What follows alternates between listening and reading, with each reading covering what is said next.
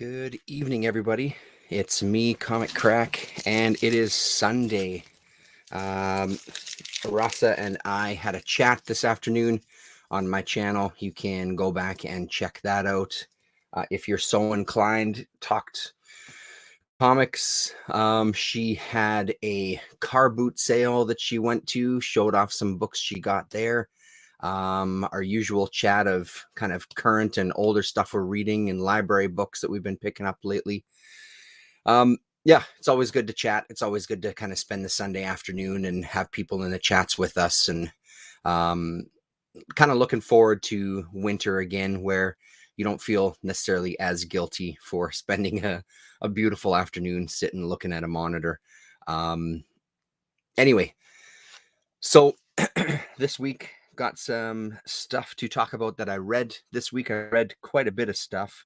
There's a couple of things. There's a few things that I didn't get a chance to talk about on the show this afternoon, so we'll probably start with those. At the end of the video, I've got a mini haul to show off there, dedicated to the nostalgia crypt of Castle Hills.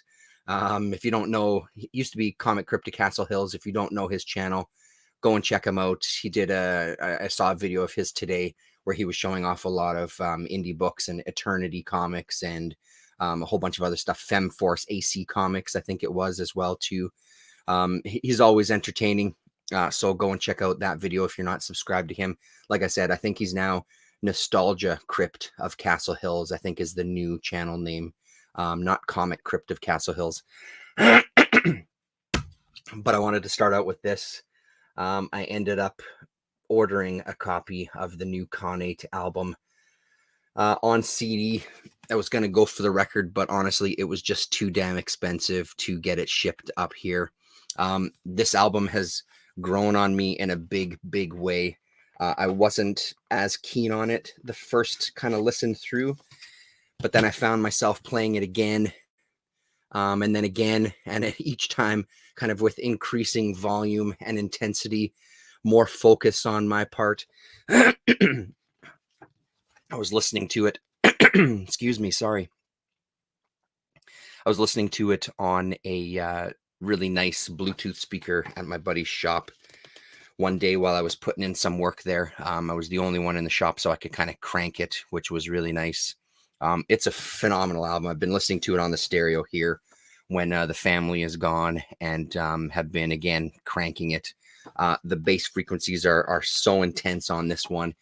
They moved my big Technique speakers across the floor a little bit. Just power, just fucking power. 3 songs, and they're all epic in length. I think number 2 and 3 are my favorite tracks on this.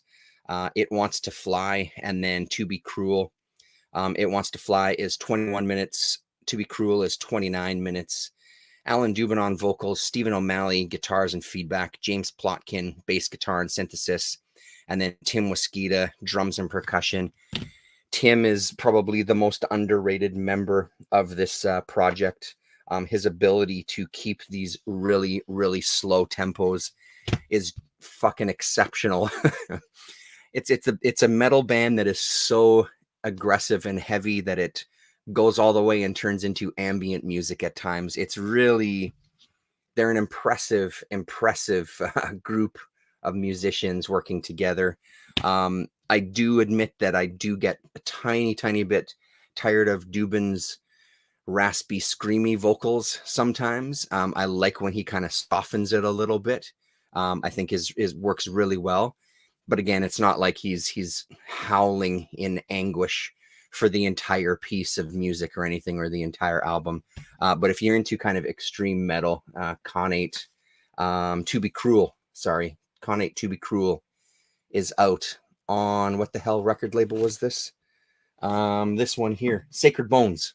Sacred Bones. They sent me a sticker as well too. So anyway, that's the music portion of the program. So a few things that I read this week that I didn't talk about this afternoon. I've been dipping into this Don Martin Droll book. I haven't read the whole thing yet. I'm kind of reading bits and pieces just randomly throughout. And again, I'm just reminded at how much I love Don Martin He was my favorite out of the Mad Magazine artists. There's a number of things in here that I have read before.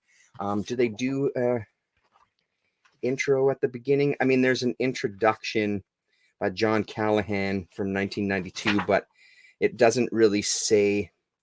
Copyrights in this are everything from 1963 all the way up to 1992. So it kind of just hits a whole bunch of marks from his, I think it's all Mad Magazine, although in there, I know he went to Cracked for a little while. I'm unsure of the dates on that though. So this might just be a compilation from everything. And they're just an absolute riot. I think so anyway. I tried reading a couple to my daughter because she was curious about the book. Not even a smirk on her part. One fine evening in Manhattan.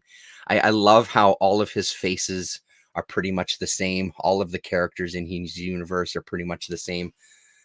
One of the artists that I mimicked his drawings quite a bit when I was younger. A really good kind of, even though there's a lot of skill going on here, I'm not saying otherwise. He does have a nice kind of entry level set of art. You feel like you can pick it up and kind of mimic some of this drawing style. So, but always a riot. Yeah. So like I said, I haven't read the whole thing. It's the perfect kind of book to kind of just pick up and read even like 5 minutes of, and just kind of absorb it a bit.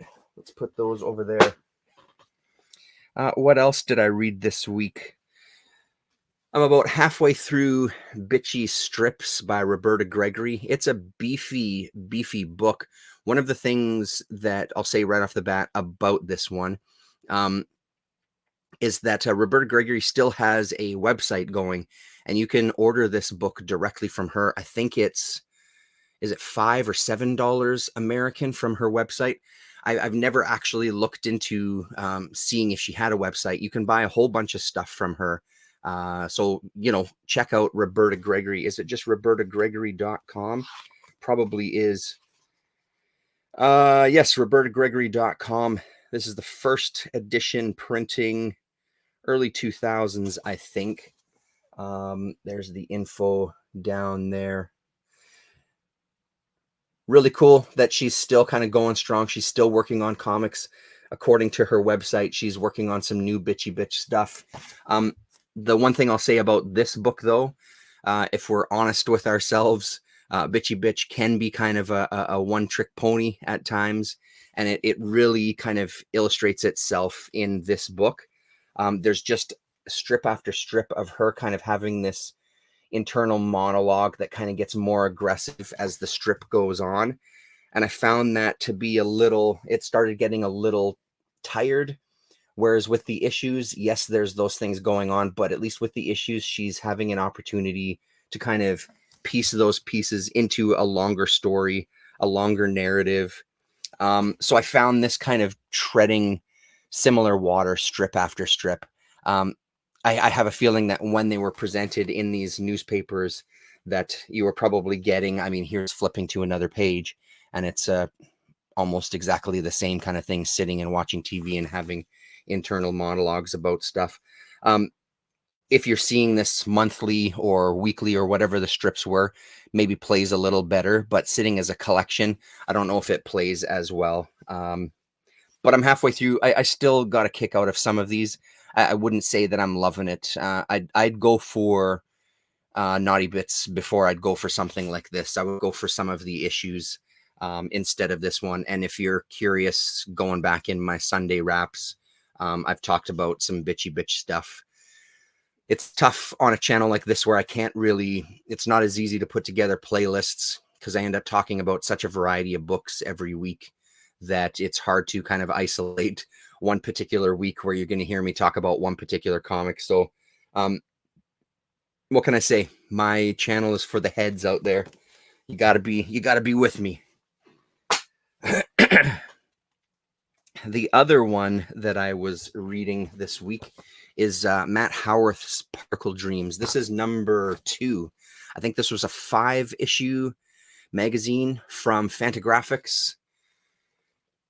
was saying it online as well too. There's a couple of stills that or a couple of pages rather, that I posted on Twitter. This is one of them, very Druyer looking in its layout and beautiful kind of illustration in the middle there.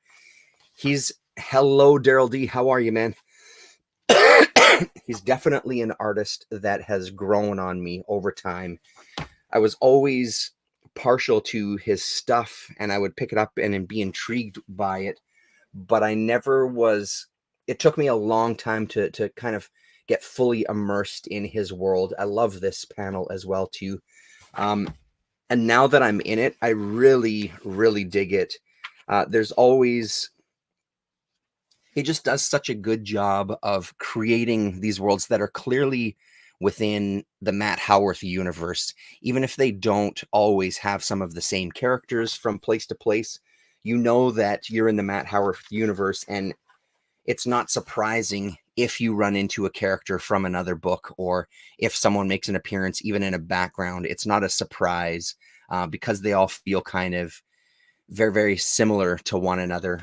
Obviously, there's better Matt Howarth books than others. This was tough. It's tough to kind of see whether this is kind of top of my list. This was an enjoyable read. Again, I'm not quite finished this one yet. It's enjoyable enough. I kind of want to read the whole thing as a piece, though. Some of his stories, while they play well on their own, I think stuff like this probably plays better as an entire group reading the whole story together.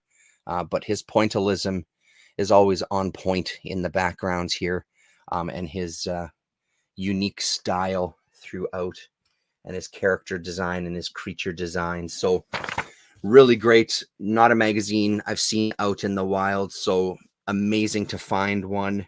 I want them all, and if I can find them in person instead of resorting to ordering from my comic shop, I would prefer that, but we'll see. The hunt continues. Anything else here that I didn't talk about? No, everything else. The last few books that we'll talk about are ones that I did mention on the stream this afternoon. I'll be kind of quick with a couple of these here. Sacrificers, the new Rick Remender book. I'm digging it. I think it's an interesting intro. I'm intrigued. I have to remind myself that Remender is a guy who, this is very much just a setup for the world and the characters, and where it's going to go from here is kind of anybody's guess. He mentions in the back write-up that he wants a little bit more mystery in this. He doesn't want to spell things out for the readers. I can appreciate that. That's great. If this was any other writer or artist team, it would feel kind of very generic. You get this creatures where there's something within their mythos where they have to sacrifice their eldest. We're unsure of a time period. We're actually unsure if it is always the eldest. We're unsure who they're being sacrificed to yet. I mean, I have my suspicions. These characters here are, to me, clearly gods, and the sun and the stars and the moon. We haven't met everybody yet, but I'm assuming that our main character is going to be sacrificed to them to appease the ground floor on something that is potentially going to be oh, did we lose ourselves there? Potentially going to be something long running from Howarth. Sorry, what's going on?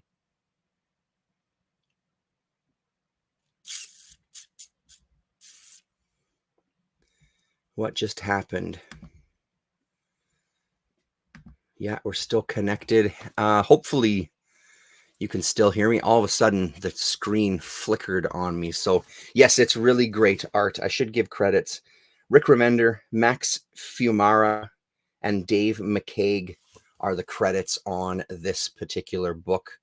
So I'm really curious. I'm looking forward to, kind of, like I said, being in on the ground floor of a Remender book, because it's been a while. The last time, okay, thanks, Daryl. Looking good on your end. the last time I had started in on a book was probably Black Science, or was it the one after that? I can't quite remember the times. Hello, Cheryl B. Still rolling. Okay, good. I can't remember the timeline as far as some of the books that he is, the release schedule on stuff. I know that I had to drop stuff, as happens with getting anything on a pull list. It's tough. It's tough to keep up at times because there's so much, and then funds kind of fluctuate. So it was a time period where I just had to drop pretty much all of my weekly pulls. But I'm excited about this one. Very curious. I know, and again, Rasa is a huge fan of Remender, and I knew it was a book that she would be picking up. So I think it'll be fun to kind of try to keep up with that together and be able to talk about it every month on our Sunday chats there. Let's put that one over there. What do we have next? Why don't we save that one for last? Why don't we go here? So this is the Grand Odalisque. Let me get proper credits here again. Rupert and Mulot and Bastien Vives. This is a 2-book series. There's another one that has come out called Olympia. That's the second part to this. This one focuses on, we start off on a duo of thieves that are breaking into an art museum to steal some art and working together. One person on the inside, one person on the outside, keeping a lookout. As kind of the story is unfolding, first of all, it's beautiful art by Vives in here. He's a pretty incredible artist. And one of the things we were talking about this afternoon was his ability to kind of give you impressions of backgrounds and things. Like that's a good panel there. So you see the museum and buildings in the background, but it's like he's not too taken with putting in a bunch of detail to ensure that you're seeing the structure and you're seeing pillars and you're seeing windows. He's kind of just giving you more of an impression of a building. And I think that works incredibly well. So what happens in this one is that personal relationships start creeping in, especially with one of our characters. She is having an argument with her boyfriend on the phone and ends up not paying attention, and her partner gets shot, I think. Comes out okay, but it was really kind of this abrupt. It was almost this comedic, trying to be played off as like comedic as far as here's the heist, whereas I was reading it as a serious book, and that really kind of jumps in and surprised me. AFPC, Architectural Foam Panels and Columns, this afternoon was saying, you know, you kind of have to embrace the goofiness. And I absolutely, I can see that, and I would agree with it. I guess I'm not ready to embrace the goofiness. I found that it took me out of the story a bit, and I didn't really see the point where it was this opportunity for kind of a kind of interesting heist type of book that then turns into relationship drama with female lead characters that still can kick ass and do all these other things, but at the end of the day, they're still hung up on their relationships with boys. So I found that played pretty flat for me. There were some interesting dynamics, especially when they include a third person, this woman here doing the stunts on the motorcycle. That adds a bit of dynamics to the group. But so, and I will say by the end of it, I am curious to see the second book. I'm curious to see where this story goes. I don't know if I loved this, though. I enjoyed it, but I found myself getting a little frustrated with some of those other plot lines that were creeping in.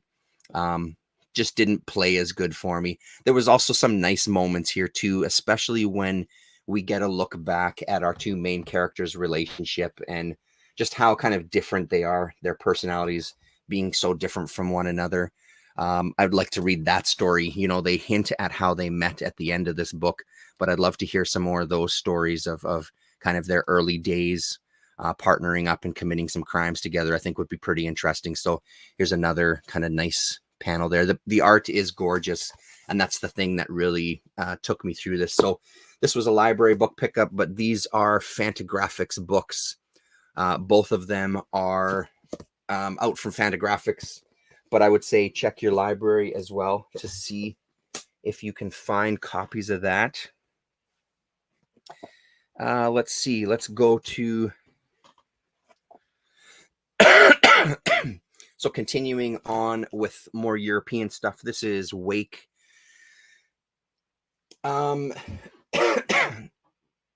the other one. Trying to keep in mind which book is which. This is Wake, book number 1. I think there's 5 books of this, 5 volumes. This is from NBM. The English version is from NBM. Early 2000s. When was this done again? English translation was 2000. The original, I believe, French edition, pardon me, was 1998. Let's get a look at the credits there. Jean-David Morvan is the writer. Philippe Boucher is the artist.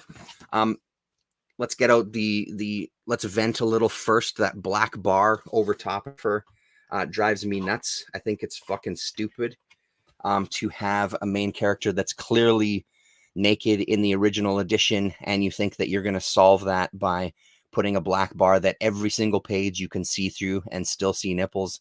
I don't understand it. I think it's fucking stupid. I think it's prudish. I just don't get it. If you're going to censor someone's art, why do an English edition of it? I just don't bother. With books like this, I guess it also surprises me because maybe my impression is wrong.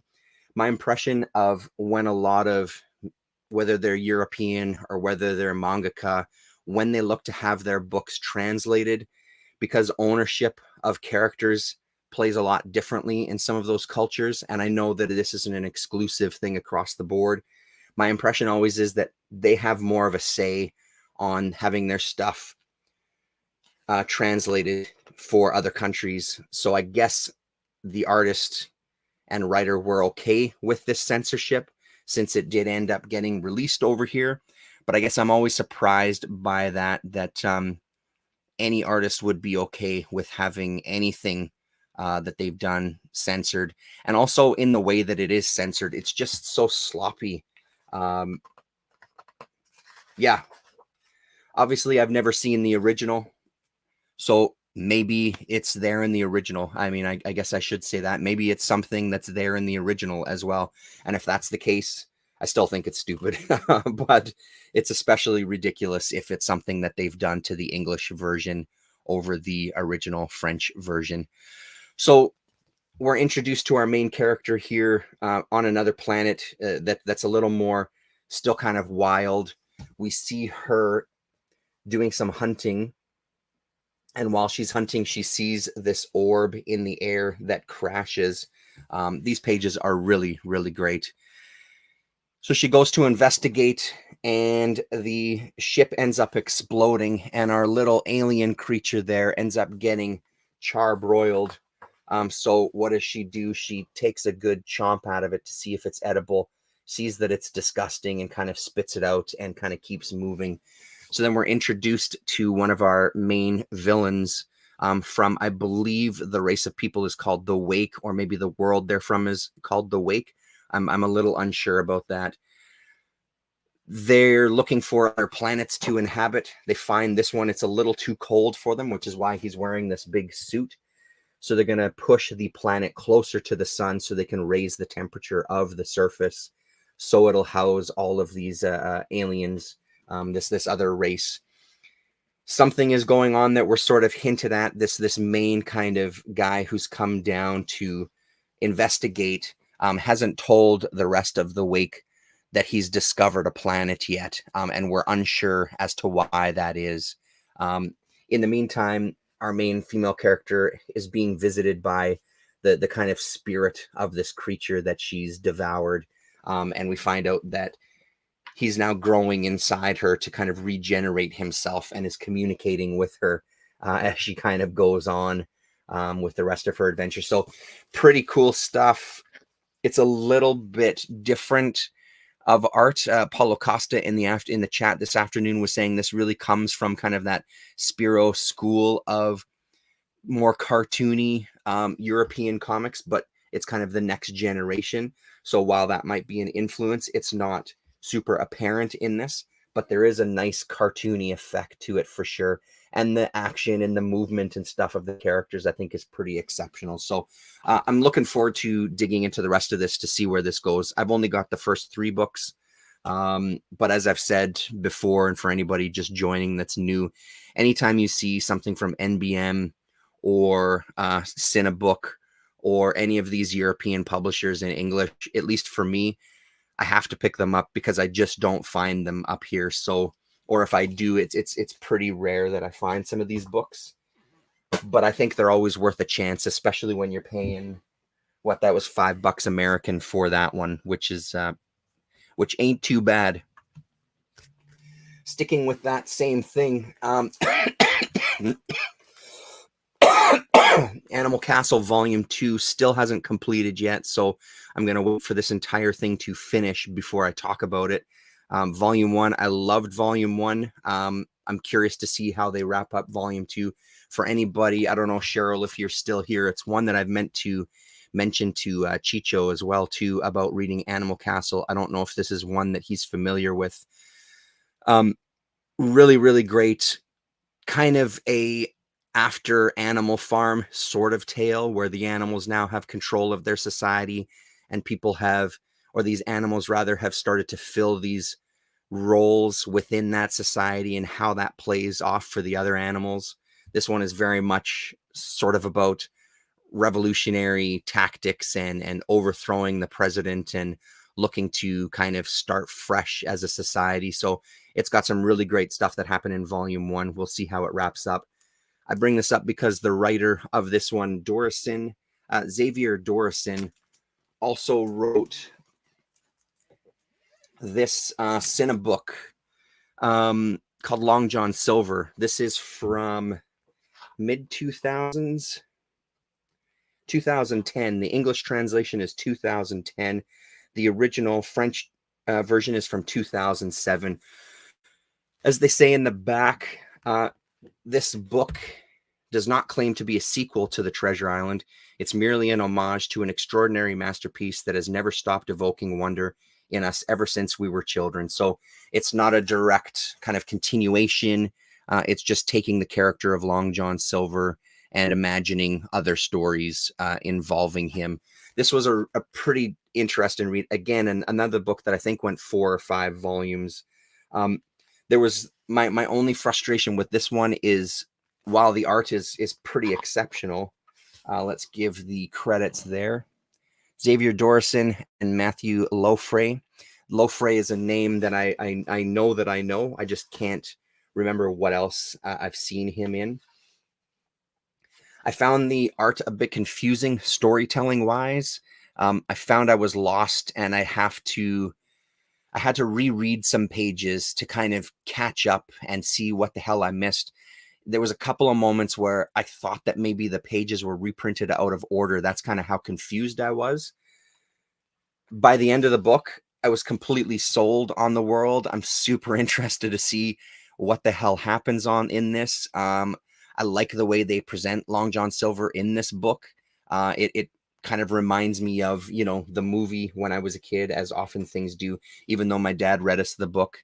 I remember the movie and kind of how Long John Silver was a very attractive character and how he kind of played himself off sometimes as a bit of maybe a dimwit or somebody who's, he's your friend when ultimately he's really not. He's out for himself.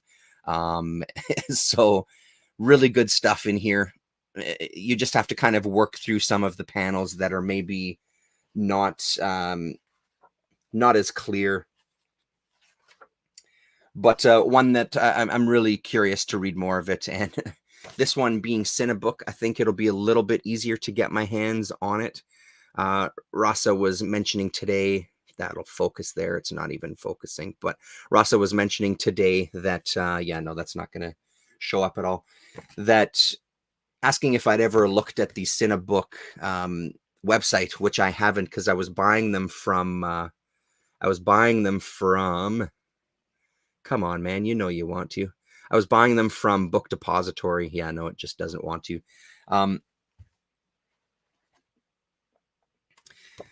Hello, Dimuli. This art it looks edgy and cool with indie style. Yeah, absolutely.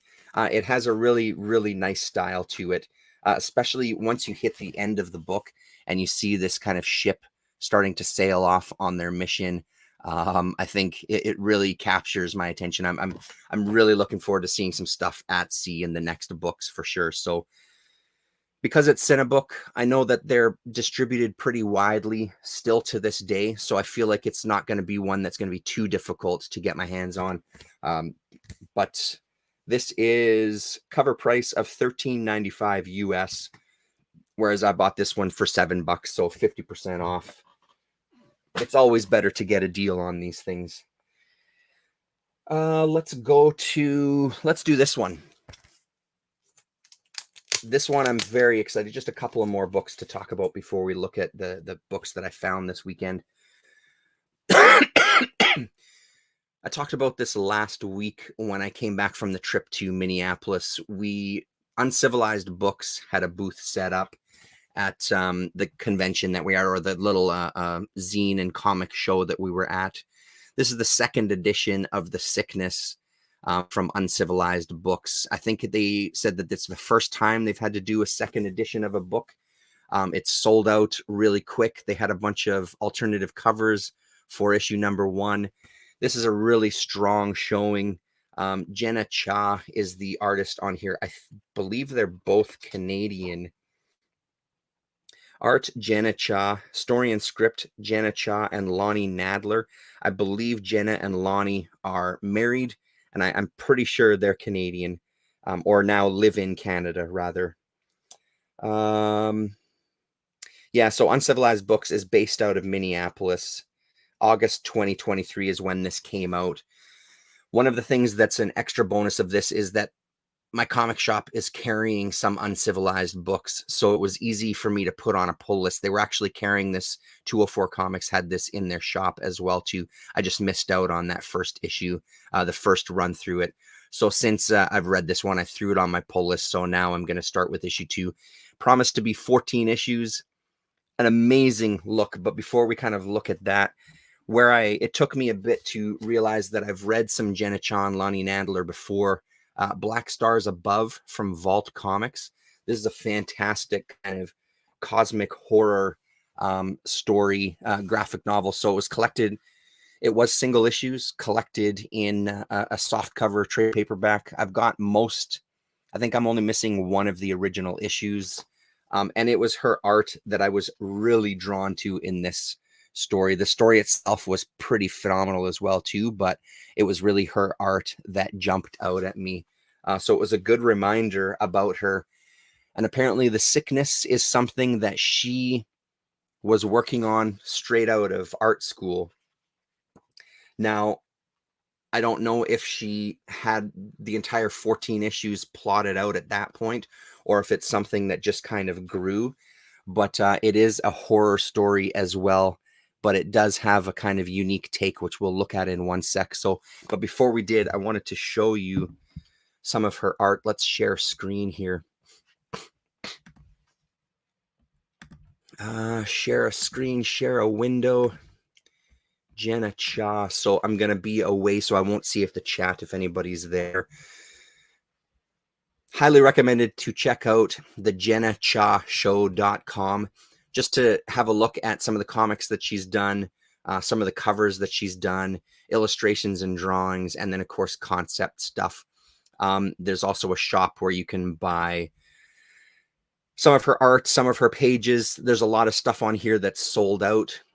She's got some pages still from a book, Terrare, which I don't know. I'm going to have to do a little bit of a dig into there. But one of the things that really blew me away, which is the image of tonight's stream, is one of my favorite singers. I've talked about her before. One of my favorite Italian singers, Mina Mazzini. She did a Mina Mazzini original piece that's unfortunately sold out. I'm hoping that eventually she opens up again and is open to some requests because I would love to get a Mina Mazzini piece from her.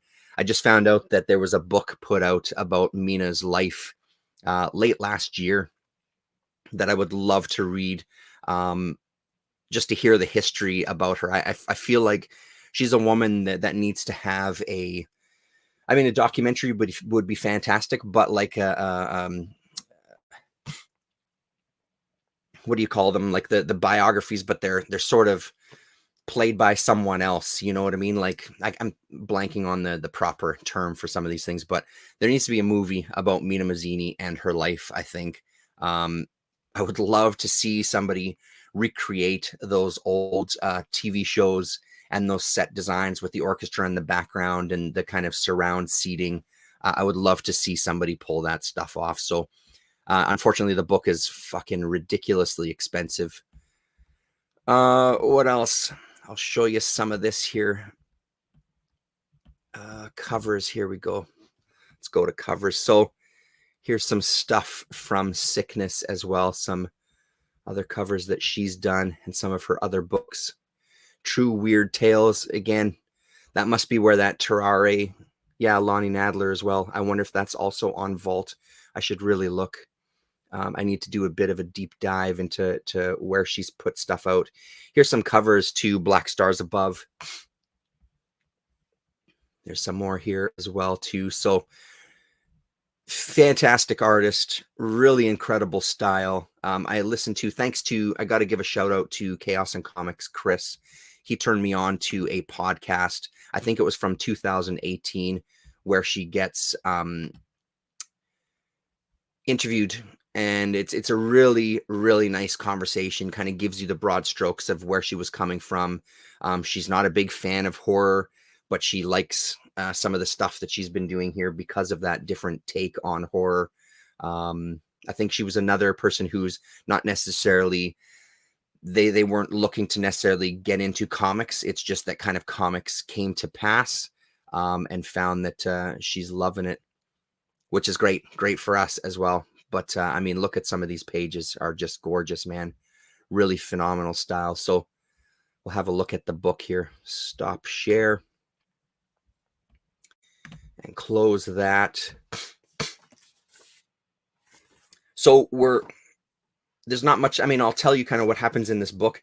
It's far from spoilers because there's so much mystery in this first book that we're not spoiling anything because there's so much that I feel we're going to learn in this series. Very excited about it. So we start off kind of zooming out from the inside of one of our main characters here. The storytelling in this, I think, is pretty expertly done because you do get these moments where it's not easy to tell if this is just a style or if this is something, or at least it wasn't for me. If it was, I thought it was just kind of a style choice as far as presenting a story, or this guy kind of daydreaming. But you start to find out that in this town, people have started to get infected with some kind of sickness that basically makes them go crazy. And through some of these pages, like you can even see here, the way the rain is not hitting in certain areas. You find out that these are kind of hallucinations that this character is experiencing. And then we get a sense of the little bit bigger world. Here's one of the pages that we saw on her website there. We start to see things a little more twisted. We're starting to get little darker glimpses of maybe what's going on. And again, at first we're unsure of, I never actually noticed that, and that's super fucking creepy in the background there. We're unsure of if this is something that's really happening out there or if this is something that only he's seeing. We start to get the impression that it's only something that the individual experiences. We cut to a scene with this woman being talked to by police because there's been a mass murder here at this house, and she's a neighbor who's kind of come into the house, or we're led to believe that anyway.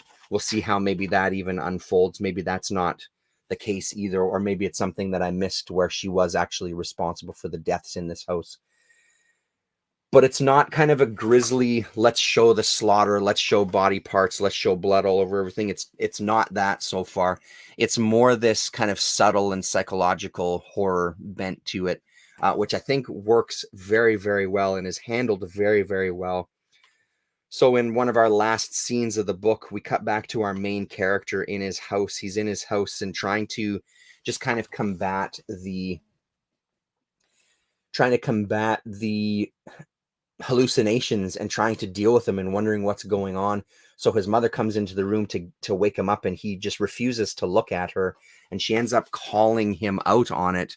Like, the least you can do is look at me when I'm talking to you. And when he does, we finally kind of get to see what he is seeing, and he's seeing this twisted face of his mother as he kind of peeks at her apprehensively from behind his hands there, behind his fingers.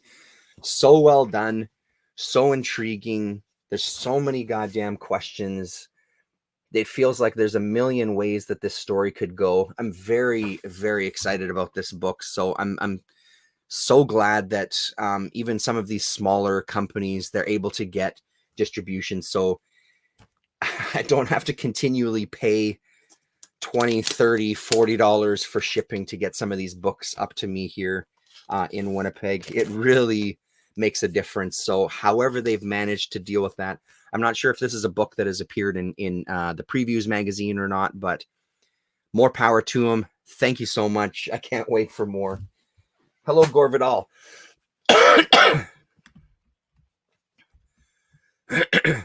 I've been listening to your discussion as I settle in, been out the entire day. Her work would have been at home with the late 80s and early 90s creative boom you've shown us over the years. 100%. And she really has that independent edge. And that's also something that I feel like more people are leaning into, this kind of, I hesitate to say new generation because I don't know anybody's age, but it feels like there's a group of artists that are working sort of in that gap between self-published indie and major indie. You know what I mean? There's this whole kind of gray area in there. Again, I think of like books like Vacuum Decay, how they're kind of handling horror, first of all, but there seems to be that kind of style out there that's that people are kind of leaning into a little bit more. So potentially, I don't know anybody's influence, but maybe they're being more influenced by some of those books. Who knows? But a hell of a good book. Thank you very much, Gore. I'm glad you're digging it, listening in. Last for the books that I read, and this is one that I just don't really know how to talk about, to be honest. I'm going to be blunt about that. I really enjoyed it. And I would agree with Daryl D. We need more Gore Vidal in our lives. Gore, didn't we talk about doing a live stream again? I hate to put you on the spot here live. Maybe I shouldn't do that. It's too late now. The words have come out of my mouth. But keep in touch with me. Let's get you back on at some point. I know summers are a little difficult for people. Also, when I was in Minneapolis, getting to meet Lily and Generoso in person and pick up not one, not two, but 3 of their books. Vessel, Inversion, and Chua, and I hope I'm pronouncing that correctly. Really great to meet them, really great to kind of see them at that show, and I'm so glad that they were able to get that 3rd book out just in time for the show. So I read the first 3, and it feels like a book that I have to read another number of times to kind of really wrap my head around. What were they saying on, where's my phone here? Let's just go to Twitter for a second. Give me 1 sec. I want to make sure that I don't misquote them. So Inversion, which is this book here, has been nominated for a Outstanding Story Award at this year's Ignatz. They claim, we're thrilled that our 2022 dystopian comic, Inversion, has been honored with an outstanding story nomination. If you like our work, please request a ballot. Yada yada yada. So it was the dystopian that caught my attention, which also makes me think that I need to reread this. I didn't get a dystopian vibe from these first two, and again, that might be 100% me. I got a different kind of vibe from this. There seems to be, especially the first two. So this is meant as a triptych. It's not continuing story from the three, but these three books work together, kind of as creating a bigger piece of a bigger piece of work, I guess. But taken individually, the first two books specifically, they had kind of, there's these themes of sickness. There's these themes of end of life type of treatment, or getting some news that's basically telling you like I'm afraid your time here on this planet, in this reality, has coming to an end, and starting to kind of come to terms with that. At no time, again, my first reading of it, at no time in my reading do I feel like the characters presented in here are going through any sort of struggle with that. They seem to kind of accept it and almost start to revert back into themselves. And whether it's reimagining a life, or whether it's isolating some moments in their life to try to deal with their reality or come to terms with the life that they've had. This one has the reoccurring theme of kind of these blood vessels starting to clog more and more as we go through the story. So acts as kind of like this countdown clock for the story. It has that sort of quality to the rest of the storytelling, that it's someone who's dealing with stuff. There's some other elements in here for sure. There's this machinery that's happening in this particular story. I feel like I need to visit this a few more times. When I went to Minneapolis, talking to Ryan Carey about it, he said that when he met them for the first time and went out for dinner with them, he basically sat them down and said, listen, what the fuck are these books about? You have some explaining to do. Tell me what's going on in these books. What am I missing? I don't think I quite want that, although I am curious for sure. But I do feel like I'm okay to put the work in myself and give them another read. So I was getting more of that vibe. So that's why I feel like maybe something was lost from me, because I don't get any sort of, like I said, it seems like the characters are pretty comfortable with what's going on with them, and are kind of accepting. So it's beautiful stuff, though. Really, really great illustration. It's also kind of not your traditional comics. We're not talking a lot of pages where there's panels where we're storytelling that way. It's almost these stills and these flashes of story. We do get some pages, of course. Now I'm going to show a few pages where we do get some actual panel layouts on the page. But there's a lot of stuff where we just get some storytelling moments in these kind of singular images as we're going through it. I'm so sorry, Kim. Things don't look good. We'll do anything we can to make you feel comfortable. To which the response is, let me go home.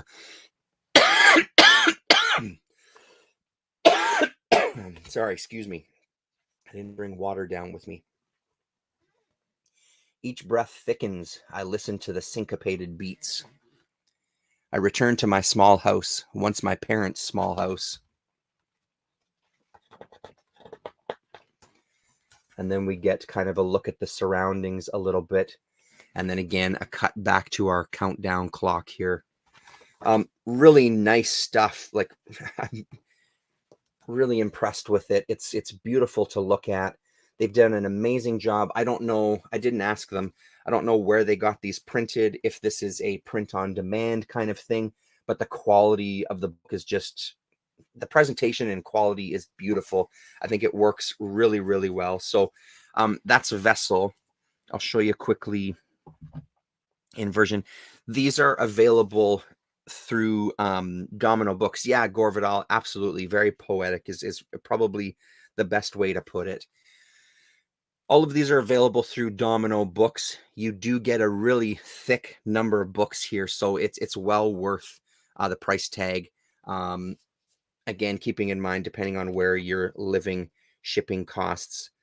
This one, again, deals with almost like virtual reality. But again, there's this idea of reliving or reimagining or immersing yourself in another life while you're kind of dealing with the reality of your current situation.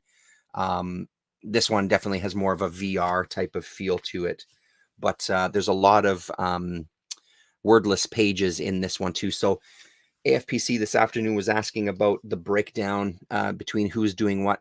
My understanding is that Lily is the one writing these stories and Generoso is on art. My apologies if that's not the case. That's what I understand to be the case. I know that they also write a bunch of stuff together. Regardless of who's doing what, it's a beautiful, beautiful package of stuff. Really, really nice. It's the hard thing with a place like Domino Books. Every time I go onto the Domino website, and I sometimes do it still, I'll fill carts on various sites and then realize I can't afford any of this right now and end up abandoning the cart. This is always one, their work has always been one that's entered into my cart. It's just, it's never kind of come to pass. And I'm kind of glad about that, because it was a much better experience to kind of buy the books directly from them when I met them down there. So recommended. What's going on here story-wise, that's open for discussion. And like I said this afternoon, I'm curious to see if more people read this, because I would love to hear people's thoughts on it. I think this is a book that does need a bit of discussion, does need revisiting. This is a book that you need to work a little bit to kind of uncover some of the story elements and things you're getting. I also feel like it's also going to be that it's going to be very personal to the reader. It's done in such a way that you can kind of interpret things yourself. You know, you can kind of figure things out on your own and kind of have your own story attached to it, as opposed to worrying necessarily about the narration and what's trying to be presented to you. So beautiful. That's it for what I've read today, or this week rather. So to wrap it up, it's just a small stack of books here that I picked up. Thirsty's Flea Market. In town, I've talked about Comic World, Doug Salipa's Comic World, woman associated, I believe, Doug's mother, I think. Ollie is her name. She had a spot at Thirsty's, and a number of weeks ago, she passed away. Because I noticed a few weeks ago when I went, her shop kind of empty. I just assumed that they moved out of it, but unfortunately I found out recently that she did die. She was a fantastic woman, really nice to kind of talk to. I didn't know her incredibly well. I've talked to her a few times. I went to see her once or twice during the pandemic. The way Comic World works is you order online, you send an email, and then because they do these deliveries once a week, you can choose to go and pick it up at Thirsty's. During the pandemic, you could go down to the University of Manitoba area and go and pick them up from her at her apartment block, meter downstairs there. So I did that once or twice, which was really great to kind of support some of these people during the pandemic. So one of the guys, Peter Dool is his name.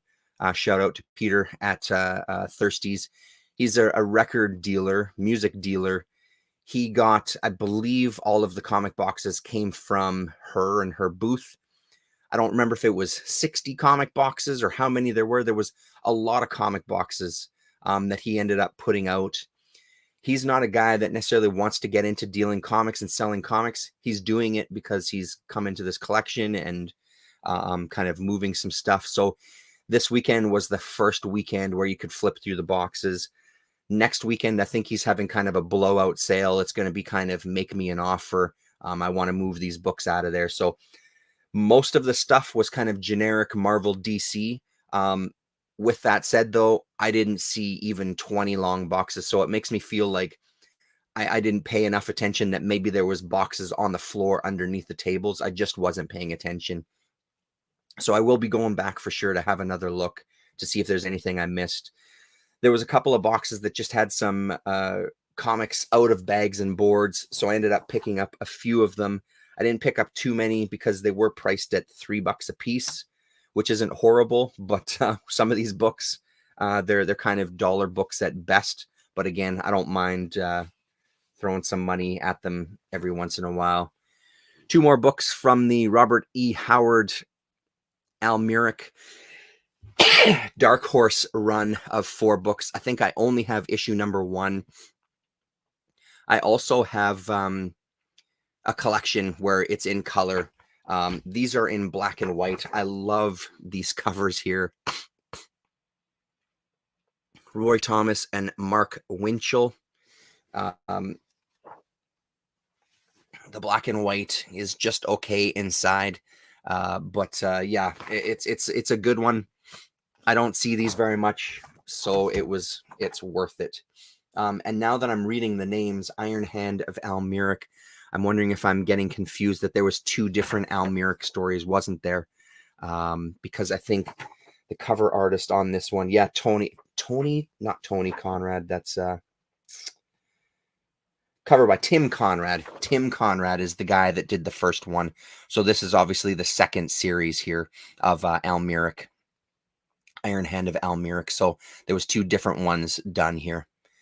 Mark Winchell pencils, inks by David Cooper, script by Roy Thomas. Nice one there. Buried Treasure, Caliber. These Buried Treasure books are always fun because they have a lot of reprinted older comics in them. We're going to see some with Eternity as well too. But it's all this kind of stuff that's hit. The copyright has lapsed, potentially. Credits are usually pretty shitty in this, but this one seems to list Al Williamson, Frank Frazetta, Wally Wood, Greg Theakson, and Gary Reed. Okay, so Gary Reed, Caliber's publisher, called Theakson to find out what had happened to the property. After a short round of negotiating, determined to co-publish the project in comic book format. The end result is what you hold in your hand. It's a labor of love to be the ones to present these fine stories to a new generation. So it's rare that you see any sort of write-up in these books as to what's being presented. It almost feels like they're reprinting some of these stories and they really shouldn't be. So maybe there was a little more legitimacy to this one. Maybe less so with the Eternity comics and things. But yeah, so these are, like I said, always fun. I have one other issue of this Buried Treasure. I think it's the one that has the Frankenstein story stuff in it. Hucky Duck. So yeah, fun stuff there. Let's actually go to those. That's one there. Let's show that one as well. And this one. So speaking of Eternity, Phantom of the Opera, the comic Tale of Terror by Gaston Leroux. Again, this is something that's reprinted, and I love the look of it. I'm very excited to get into this one. I love that lettering. I love the kind of sketchy, rough drawing of the characters in here. No write-up whatsoever. As a matter of fact, just a blank fucking page. Couldn't even be bothered to put an image on the page. But each page is presented with this beautiful text at the top. And then you get a piece of the story. There's 2 stories in here. The meat of it is Phantom of the Opera. And then there's, yeah, Dick Briefer. Thank you. That's the name that I was blanking on. AFPC. Thank you very much. Hello, by the way. But yeah, so this is what we have here. Like, forget about it. That letter just kills me. I love it so much. Maybe in a future article, I try my hand at some different types of lettering. So the final story in here is Gothic Fairy Tales, The Thing in the Black Dress.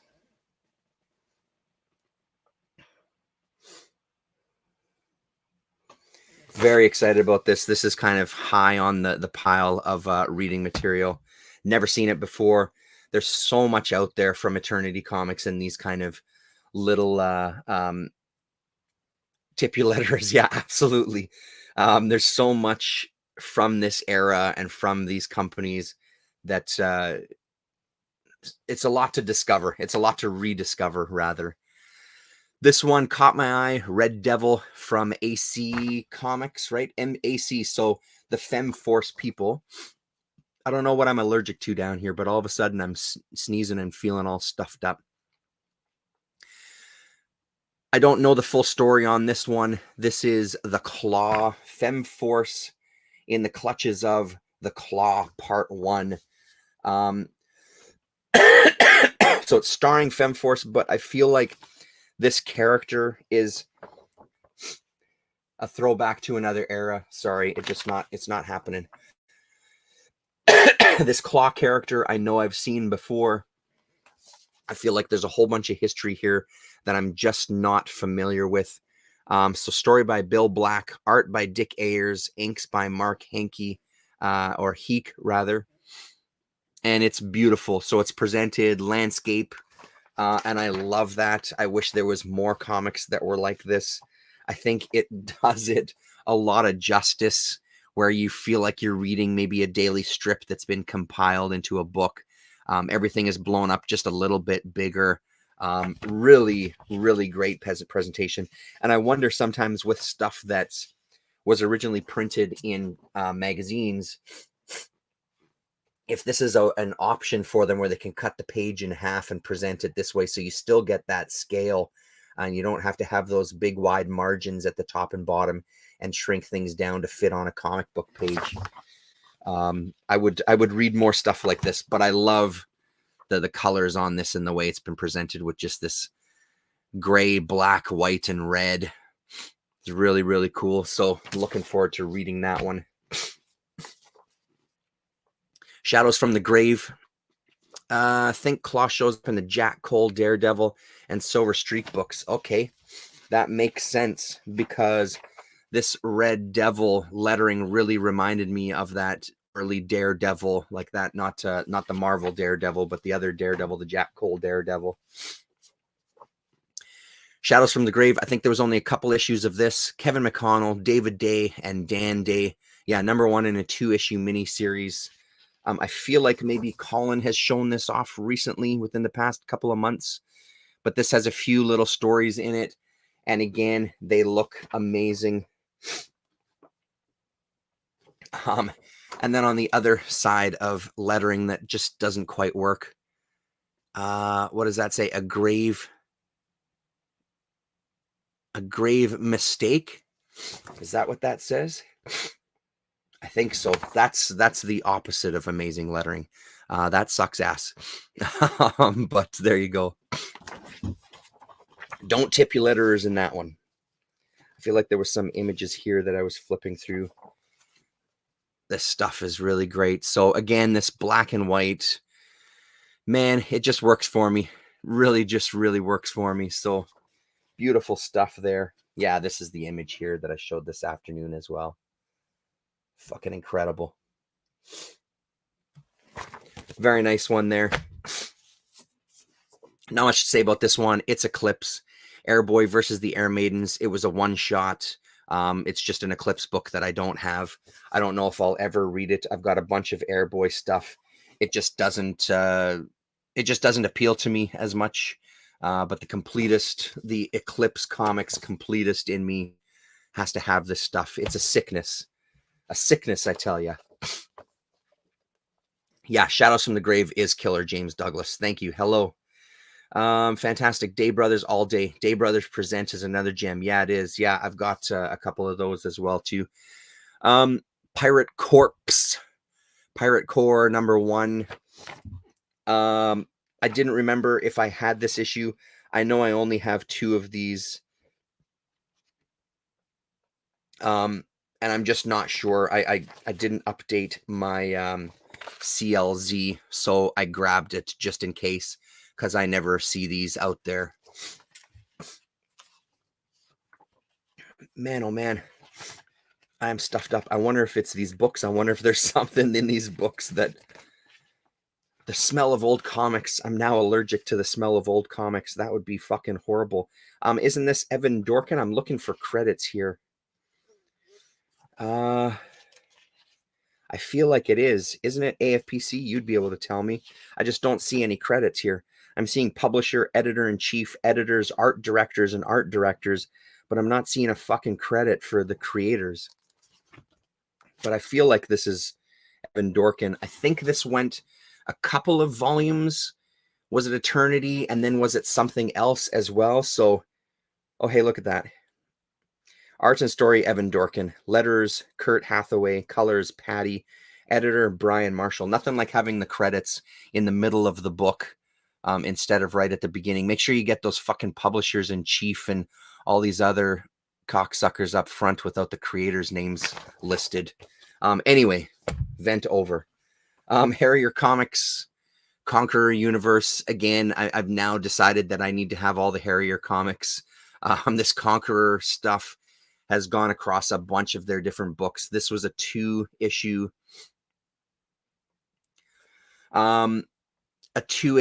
series, and then eventually it went on to Harrier Presents, and there was some Conqueror stories there. This is a thick goddamn book.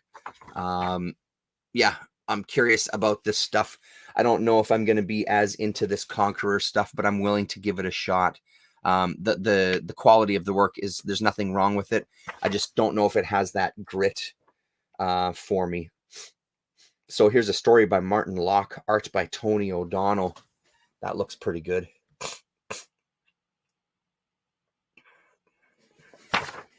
So cool. James Douglas. I went to a bunch of shops in PA this past week, and I completed the first run of Elementals. Sweet. A series I've restricted myself to getting from bin diving. Yeah, some of those, that's a great way to get them as well, too. You get that hunt on top of it.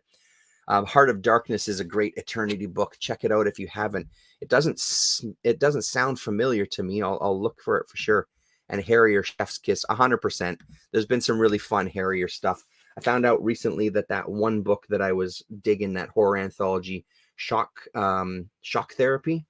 I was watching someone on Instagram. Was it Comics Hauler on Instagram? I guess that book was a single issue before Harrier grabbed it up and did that anthology, the 5 or 6 or 8, however many issues it was. And it looked incredible, that standalone book. I had no idea that it was presented in another way before there. You finished your Barbarian run. Awesome. That's awesome. That's a hell of a series, man. Hell of a series. And the very last 2 before we call it a night. No idea about this one. This is called Collection, the 64-page special. Is this a Eternity or Caliber? Yeah, an Eternity comic as well, too. There's the wraparound cover. That's why I bought it. I bought it because it looked like this. The interiors don't look too bad. They look off just a little bit, which is what I love. Like, that almost has an early Underground Comics kind of vibe there, Daryl D. If you're still in the room. So this has the potential to be either a hell of a lot of fun, or just doesn't live up to it. Because now that I'm looking at even more pages, I can't wait to. Oh, you showed this one off. I mean, honestly, James, let's be honest. There's a lot of this kind of stuff where the writing is pretty fucking dry. You're looking for that, as you're well aware if you're collecting and digging through back issue bins. The joy of some of this stuff is that incredibly sketchy or wonky or off art with sort of a story that sort of puts things together. If you're extra lucky, you get to discover something where the story kind of adds to that bizarreness of the book itself. But the Barbarian series is just really a bizarre tale.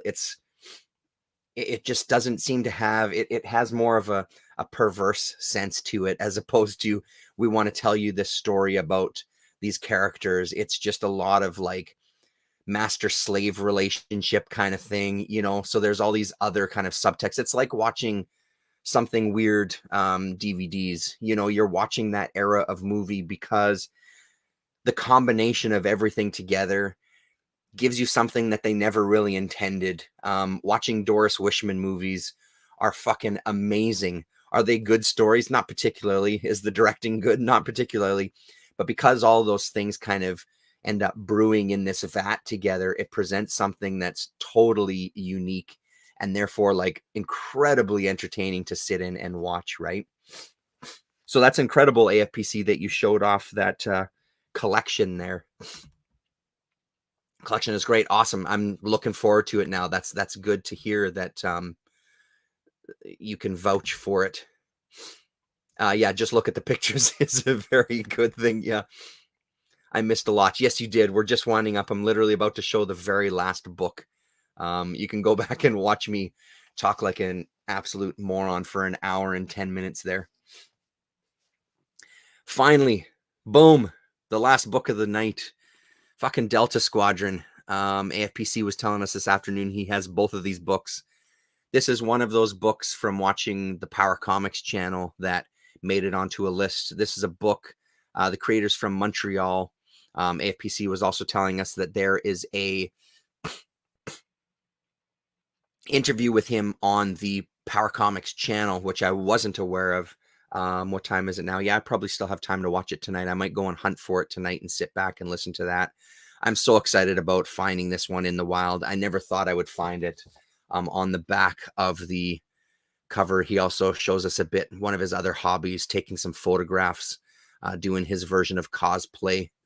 But man, oh man, does this ever look spectacular. And again, like, this is it, Jonathan. Like, this is the kind, or sorry, James Douglas. This is the stuff, like when you're going in those back issue bins, this is like the stuff of dreams that you want to find. This checks all of the boxes.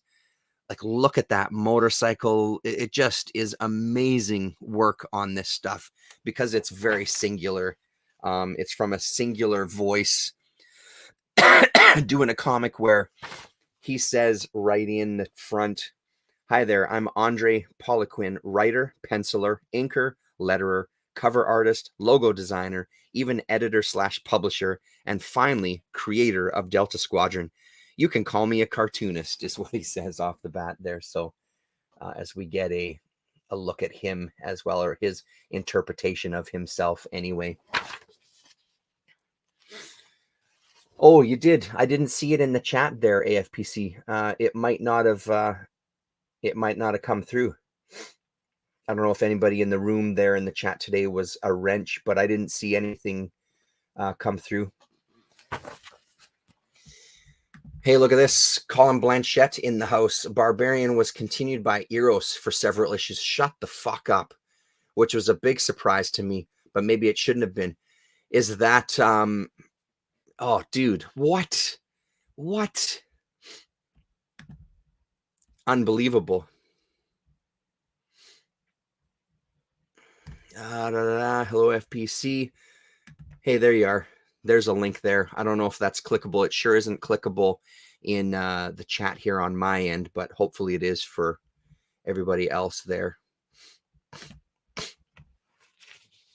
So, needless to say, very excited about this. I can't believe I found it. That's amazing, Colin, that you found that. I don't know. Should I say it out loud, Colin? Is it okay? I mean, I guess it's kind of common knowledge, right? I always kind of hesitate. I don't know.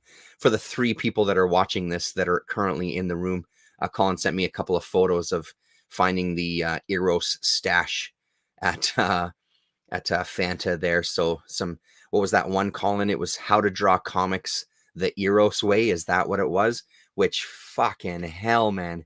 That's the holy grail of Eros comics. You got to have a How to Draw Comics the Eros Way. I'm sure there's lots of, make sure you include some veins, but not too many veins when you're drawing dicks. Probably unbelievable. I mean, honestly, James, like, That original, yeah, and Pea Soup, yeah, that's right. Pea Soup being the other one, yeah. Honestly, it was very unsubtly pornographic already, even in the Harrier one. It's a bizarre book. It's a very strange book. I don't have the whole run, so I've never read the whole thing, but I read a good chunk of it. It's a very, very strange one. Pea Soup, that's got to stay up there. And on that note, thanks very much for hanging out, everybody. It was good to see you all. Thanks for the chat. I always love it when people pop up in the chat too. So let's do this again next week. Right on. Later, everybody. Oh, wait a sec. Who's the Neil Adams of heroes that knows every vein and their relative size to each other? We'll leave it on that note instead. Thank you very much, Chris. All right, later, everybody.